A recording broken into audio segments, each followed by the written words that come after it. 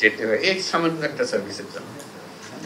এটা হয়তো ঢাকায় সচিবালয়ে বসে হয়তো সবাই অনুভব করেন, তোমার তো নিশ্চয়ই এদের সঙ্গে দেখা সাক্ষাৎ হয়, কিন্তু বাস্তবে যে পরিমাণ হয়রানি, এবং শুধু হয়রানি না, উৎপাত, দালালের উৎপাত,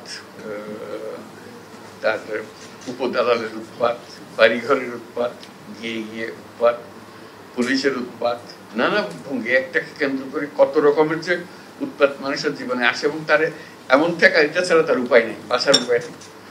যত উৎপাতই হোক তাকে এটা গ্রহণ করে কাজটা করিয়ে নিতে হবে, এবং যেটা কয়েক মিনিটের কাজ সে বহুদিন ধরে এটা ঘুরিয়ে পেঁচিয়ে এটাকে করে। আজকে যেটা আমাদের মনের মধ্যে ছিল যে এটাকে, যেহেতু অনলাইন সার্ভিসের কথা আমরা সবার সঙ্গে বলেছি, কথা বলছি, সবাই উৎসাহ দিচ্ছি, আমি মনে করছি কেন্দ্রীয়ভাবে একটা আনুষ্ঠানিকভাবে প্রাতিষ্ঠানিকভাবে এটা করা যাবে না কেন। তো সেই চ্যালেঞ্জের ভিত্তিতে ফয়েজের সঙ্গে আলাপ করলাম, ফয়েজ খুব উৎসাহ দিল যে এটা পারা যায়। আমরা তো অন্তত খুব বিনীতভাবে দু এক জায়গায় করি, দেখা যাক, না হলে মানুষ বলবো যে এটা করলো কিছু করলো। তো তারই প্রারম্ভ হবে আজকে, সেটাই জানা। এবং সবার যে উৎসাহ আছে জনে জনে যখন আলাপ করেছি সেটা আমি দেখেছি, আমাদের উৎসাহের কোনো কমতি নেই, কিন্তু কাজটা এগোতে পারছে না। অনেকে শুরু করে দিয়েছে, কিন্তু কাঠামোর অভাবে এটা হয়তো ছড়াচ্ছে না। আমরা চাচ্ছি যে এটা একটা কাঠামোগত রূপ দিই তার, যাতে করে এর মাধ্যমে উদ্যোক্তাদের মারফতে এটা আসুক, এবং সবাইকে মূল বিষয়টা হবে যে মেসেজটা আমরা দেবো, আপনি ঘরে বসে নিজের জায়গায় করবেন, আপনার কিছু অসুবিধা হলে ওই কেন্দ্রে আসেন, আর কেন্দ্রে আসে ওই সাহায্য নেন, তবে পরবর্তীতে আপনি নিজেই করতে পারবেন। আপনি না পারলে আপনার ছেলে মেয়ে পারবে, যারা তরুণ তরুণী আছে তারা শিখে যাবে, দু একবারের মধ্যে শিখে ফেলবে, তাহলে একটা অসুবিধা হবে না। সেটাই ছিল আমাদের সুযোগ। আমি এখন ফয়েজকে বলবো তার আজকে মিটিংয়ের কিভাবে আয়োজন হয়েছে সেটা আমরা শুনবো ফয়েজের কাছে। যখন যাই লোকাল যারা বাংলাদেশি আছে ওখানে, তাদের সঙ্গে বৈঠক করি, কথাবার্তা বলি, তাদের সমস্যার কথা শুনি, এবং তার মধ্যে একটা কমন বিষয় হলো যে পাসপোর্ট রিনিউয়াল। আমি এবারে গেলেও ধরবে আমার একটা জব দিতে হবে, আমি জব দেবো যে এখন আপনি ঘরে বসে করেন। আপনারা সব শিক্ষিত মানুষ, লেখাপড়া জানে, আইটি এক্সপার্ট, বেশিরভাগ হলো আইটি এক্সপার্ট, আপনারা ঘরে বসে করেন, এবং আপনারা অন্যদেরকে উৎসাহিত করেন যেন সার্ভিসটা দেয়, প্রফেশনালি সার্ভিসটা দেয়, এটা উৎসাহ করে। এটার জন্য হাই কমিশনে আসা, এমবাসিতে আসা কোনো দরকার নেই। কাজে এইটা বলার জন্য তখন বললাম যে আমি তো যাবো, এই কথা বলবো, পারবে কিনা, বলতে পারবো। তো সেটা এখন কিভাবে পারবে আমি জানি না, আমি বলবো যে এটা হবে, এটা বলে কাজে এখন হওয়ার দায়িত্ব তার, যে আবার আশ্বাস দিয়েছে যেটা হবে, কাজে এটা আমরা করে দেবো। এটাই হলো বিষয়টা। আর যে বলবে, যারা বলবে, কোনো অ্যাড্রেস করার দরকার নাই, অমুক অমুক অমুক, এগুলো একবার হয়ে গেছে, এটা শেষ। তারপরে যা করার করবে, খুব ইনফর্মালি আলাপ। মাঝে মাঝে বলবো কথা, এটা প্রসঙ্গে যে জাপান যাওয়ার প্রসঙ্গ, তো সেখানে আলোচনা প্রসঙ্গে জানলাম যে জাপান সরকার যারা জাপানি ভাষা বলতে পারে তাদের লেভেল আছে, 1 লেভেল 1 লেভেল 2, বিশেষ লেভেল 4 পর্যন্ত যে পারবে তাকে ওটা পাস করলে নিয়ে যাবে, ঠিক আছে বিষয়টা। কাজে আমি বললাম যে তাহলে আমরা বসে আছি কারণ তাকে জাপানি ভাষা শিক্ষক আর চলে যাক সেখানে, তারা বলতেছি নিয়ে যাবে। তো সেটা আমি আলাপ করে আসবো কিভাবে করবো। আমি যে প্রথমে আমরা 1 লক্ষ ছেলে মেয়ে টার্গেট করবো, এবং ওদেরকে বলবো শিক্ষক দাও, অথবা এখানে যারা শিক্ষকতা করতে পারে, যেতে পারে, যেভাবে হোক আমরা শিক্ষক জোগাড় করবো। ক্রমে ক্রমে এরকম যেটা শুরু করলাম ওইটা ওইভাবে শুরু হবে, আস্তে আস্তে একটা শুরু হবে। এবং একবার শুরু হলে বলছি এটা থামবে না, যত দিতে পারেন আমরা দিতে থাকবো। আপনাদের সংখ্যা আমি 1 লক্ষ দিয়ে শুরু করতে চাচ্ছি, 1 লক্ষ টার্গেট করে, 1 লক্ষ তো রাতারাতি হবে না, আমরা শুরু করবো হয়তো 200-500 দিয়ে শুরু করবো, আস্তে আস্তে আরো 1000 হবে, লাখ হবে, ইত্যাদি ইত্যাদি যাবো। এইটাও আরেকটা সুযোগ, শুধু একটা ভাষা শেখা, এবং তারা সেটা শেখাবার জন্য যা যা আয়োজন লাগে সেটা করে দিতে পারবে, এবং সেটা করা। এটা যে কত রকমের সুযোগ আছে, এটা একবার করতে পারলে এই ধরনের কাজ তরুণ উদ্যোক্তাদের নিয়ে আমরা বহুদূর যেতে পারি। সেটা জানিয়ে রাখলাম। তার সাফল্য কি হবে যাওয়ার পরে কথা হবে, তাদের সঙ্গে ফিরে আসে জানাতে পারবো। আমরা আবেদন জানাচ্ছি, আপনি ঘরে বসেই আপনার ট্যাক্স দেন, আপনি ঘরে বসেই করেন। আমি যদি ঘরে বসেই করি, আমার তো দিয়ে দিছো লাইসেন্স, আমি সব করতে পারতেছি, কাজে আমি একজনকে করে দিতে দোষটা কি? আবার এত কন্ট্রোল কিসের জন্য? কি আমি করতেছি, আমার দিয়ে দিছো আমি করতেছি, আমার ছোট মেয়ে সে গিয়া পাড়ার সব একটা করে দিয়ে আসে, ও জানে ওরা একটু ধরো করে দিতে পারে।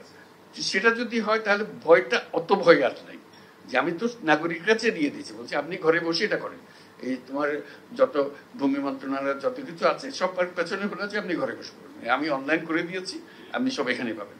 আমরা শুধু এটাকে সিস্টেমেটিক করছি, অনেকে ভয় করতেছে না, বা এখনো সে ভয় থেকে সে বেরিয়ে আসতে পারতেছে না, বের করে আনার জন্য এটা কয়েকদিন পরে দেখবো যে এটাও রিলেভেন্ট হয়ে গেছে। সে বলছে ওকে নিয়ে লাভ কি, বসে থাকতে হয়, আসো ঘরে বসে করে মানুষের এনআইডি নিয়ে জিল্লতি, এটা মানে বিশ্বাসযোগ্য না, এত রকমের জিল্লতি হয়। এখন আমরা বলছি যে সব হাসপাতালগুলোকে এম্পাওয়ার করে দাও এবং বাধ্যতামূলক করো, সন্তান জন্ম হলে তোমাকে এনআইডি সবকিছু রেডি করে দিতে হবে, জন্ম সনদ তাকে ওখানে দিয়ে দিতে হবে, সার্টিফিকেট দিতে হবে, অমুক তারিখে এই হাসপাতালে এটা হয়েছে। দায়ী যারা আছে তাদেরকে বলতে হবে যে তোমাকে এই কাজটা করে দিতে হবে, এটা তোমার বাধ্যতামূলক। তা না হলে ওই 60 বছর বয়সে বলে জিজ্ঞেস করে আমরা জন্ম তারিখ, বলে আমার তো জন্ম তারিখ কিছু জানি না, তো দাও একটা বসে যেত, কত বয়স কত 60 70 কিছু একটা হবে। মানুষ নিজের নাম জানে না, এদের নিয়ে আমাদের কাজ করতে, নিজের নাম জানে না। আমাদের অভিজ্ঞতা, আমাদের কাজের মধ্যে অভিজ্ঞতা হলো যে আপনার নাম বলেন, না আমিনার মা, আমিনার মা, তাকে কোনোদিন বলা হয়নি তার নাম কি, অমুকের মেয়ে হয়ে সে জন্মগ্রহণ করেছে, অমুকের ছেলে হয়ে সে জন্মগ্রহণ, অমুকের ছেলে, ওকে অমুকের নাতি, তারপরে হলো অমুকের মা, তারপরে হলো অমুকের শাশুড়ি, ইত্যাদি ইত্যাদি, এইগুলো। কাজে নাম তার নাই, কাজে তাকে নাম দেওয়া, তারিখ স্থাপন করা, আমাদের যত এনআইডি আছে তার মধ্যে 50% হলো যে বুয়ার জন্ম তারিখ, আরো বেশি হইতে পারে, আর আমার জন্ম তারিখ তো আমাদের জানা নেই কেউ। এইভাবে আমরা হয়েছে। আমাদের বেশিরভাগ স্কুল কলেজের শিক্ষকদের দায়িত্ব হলো, বিশেষ করে প্রাইমারি স্কুলে ম্যাট্রিক পরীক্ষার সময়, এখন এইচএসসি এসএসসি এগুলো, যে হেডমাস্টার জন্ম তারিখ বসিয়ে দেয়, এবং বেশিরভাগের জন্ম তারিখ হলো 1 জানুয়ারি। বাংলাদেশে যত 1 জানুয়ারিতে জন্মগ্রহণ করে পৃথিবীর কোনো দেশে এত জন্মগ্রহণ করে দিতে হবে তো, এত 1 জানুয়ারিতে এত কম, তোমরা প্ল্যান করে রাখো 1 জানুয়ারি। আমি খুব এক্সাইটেড আজকের দিনের জন্য, সবাই মিলে এসেছি আমরা, একটা বড় রকমের কাজ এটা, যাতে করে আমরা জানি যে আমরা যে যাত্রা শুরু করলাম এটা সবার কাছে আমরা পৌঁছে দিতে পারবো, এটা একটা ঢেউ শুরু হবে, যাতে করে সার্ভিসগুলো নিশ্চিত মনে এবং সঠিকভাবে সেই সার্ভিসগুলো পায়, কোনো রকমের উৎপাতের মধ্যে দিয়ে তাকে হয়রানির মধ্যে দিয়ে যেতে না হয়। আজকে ফয়েজ বললো যে প্রত্যেক মন্ত্রণালয়কে অনুরোধ করেছে একটা করে অন্তত দেন, একটা করে শুরু হোক, যারা বেশি দিতে চায় মোস্ট ওয়েলকাম, যত বেশি আসে তত ভালো হবে। তো কেউ যদি পরীক্ষা করতে চায় একটা দিয়ে দেখি না আবার কি বিপদে ফেলে আমাদেরকে, সেটা আমাদেরকে নিয়ে টানাটানি করবে, দ্যাটস অলসো ওয়েলকাম।